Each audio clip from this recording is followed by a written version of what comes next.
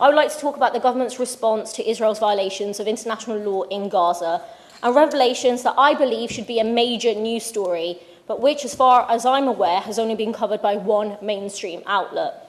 It relates to recently released court documents which reveal from very early on in the war the Foreign Office had major doubts about Israel's compliance with international law, a fact that the government has hidden.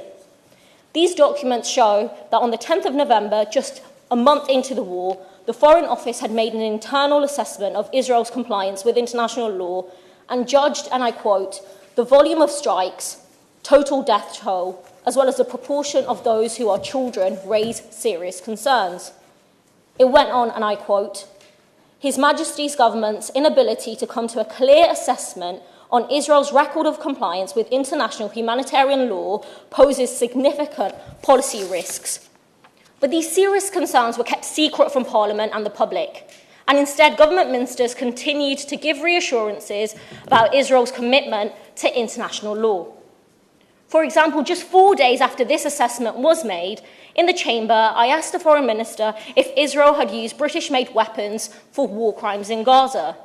The minister replied saying, and again I quote, that the president of Israel has made it clear that his country will abide by international humanitarian law.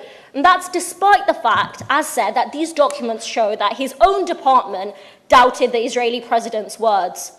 These documents reveal that another assessment made by the Foreign Office on the 8th of December expressed, and I quote, concerns regarding Israel's commitment to comply with the obligation not to arbitrarily deny access to humanitarian assistance.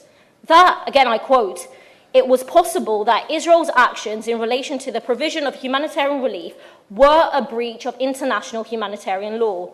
These damning judgments, again, were not made public, and instead government ministers continued to reassure the public about Israel's commitment to international law as they continue to do so. A few days after that assessment, these documents show that the Foreign Secretary, and I quote, decided he was satisfied that there was good evidence to support a judgment that Israel is committed to comply with international humanitarian law. And on that basis, he continued allowing arms sales to Israel.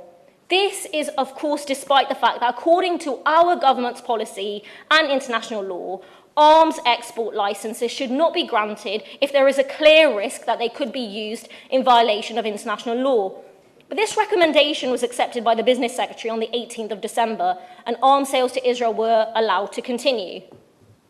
When questioned about these matters at the Foreign Affairs Select Committee earlier this month, the Foreign Secretary failed to disclose that his department had carried out a formal review of Israel's compliance with international law, and he denied that he made a ministerial decision regarding allowing arms sales to continue. Members will be unsurprised to learn that the chair of the Select Committee is writing to the Foreign Secretary asking him to clarify his comments.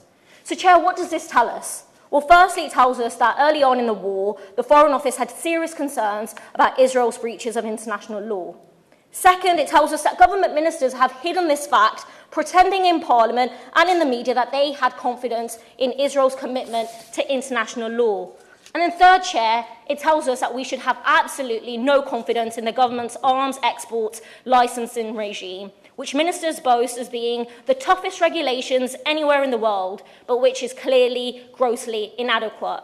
So in finishing, I'd like to ask some questions of the minister. Why did the Foreign Office ministers not reveal that the department had serious concerns with Israel's behaviour as early as 10th of November?